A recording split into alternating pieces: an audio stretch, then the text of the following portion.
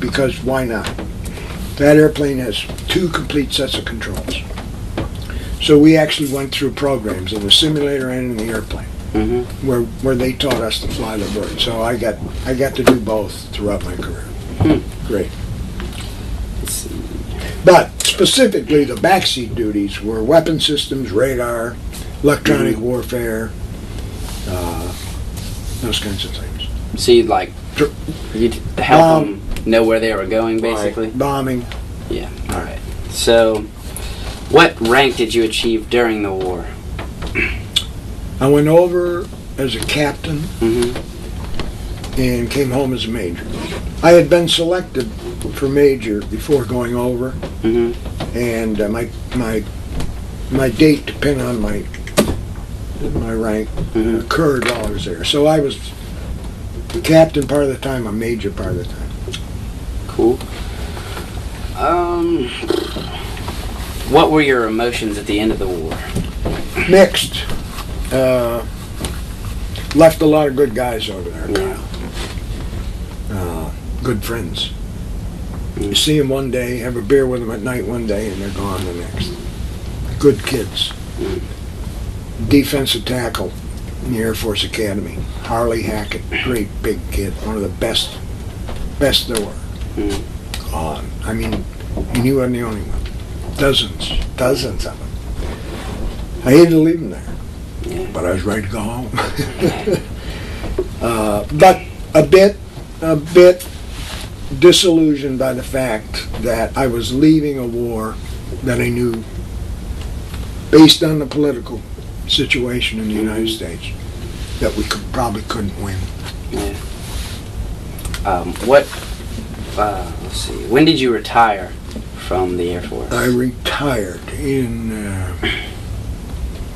September 1982. And what rank were you when you retired? Full colonel.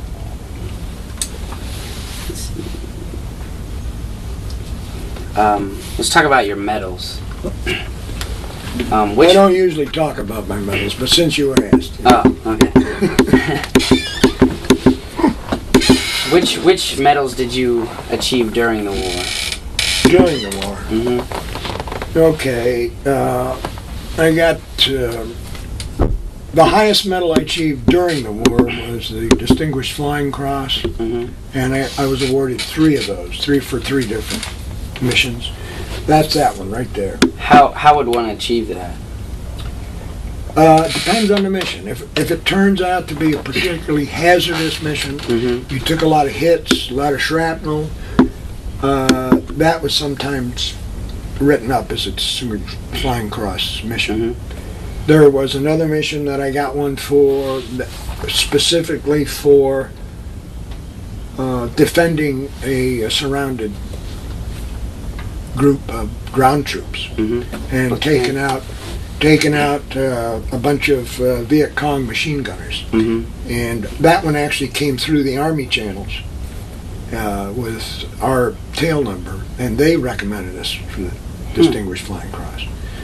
The other one was a particularly hazardous mission, laying mines in a river, because you had to be low and slow to drop the mines, and we got pretty well hosed down. Yeah. And then the other wartime mission or medal was this the Bronze Star, and that I got. Now there's 2 Bronze Stars. There's a Bronze Star and a Bronze Star for Valor. I didn't have the Valor that would have a V device on it. My Bronze Star was for other responsibilities served during a combat tour, and that specifically was for my work in developing. I went up to work at the wing level, in addition to flying, and in the tactics division, and wrote a lot of the tactics that we used in the air war in Vietnam, or in North Vietnam. Yeah. And so they gave me the Bronze Star for that. And then, let's see, that's the Air Medal, and those were all awarded to me during the war. I got 13 of those. What, let's see, I guess pick your favorite 3 out of those 13. I don't. Those were really not. Air medals were given based really on the number of missions you flew north and the number of missions you flew south. There was no specific act associated with getting an air medal. These were the specific act ones. You got an air medal for every, I think, 10 missions you flew north, and or 20 maybe, and every 10 you flew south. So really that was just a function of hanging it out a lot of times. So there's no real individual act associated with those. And those are all the ones you got during the war? During the war, yeah.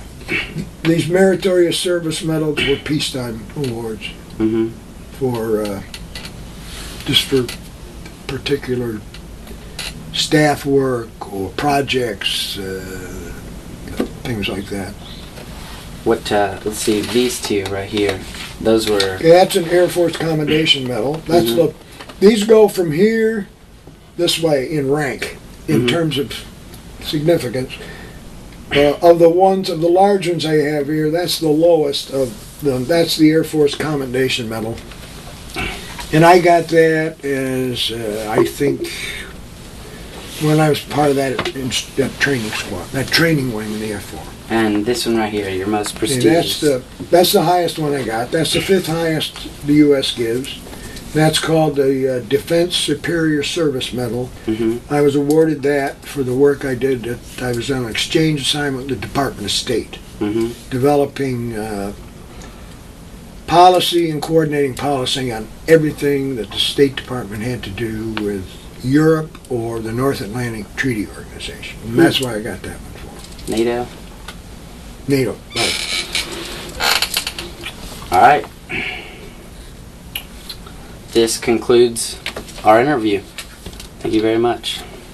I think you probably had some more, but we've probably gone long enough. Yeah. In fact, you may need to cut some. I don't know. Was it 30 minutes?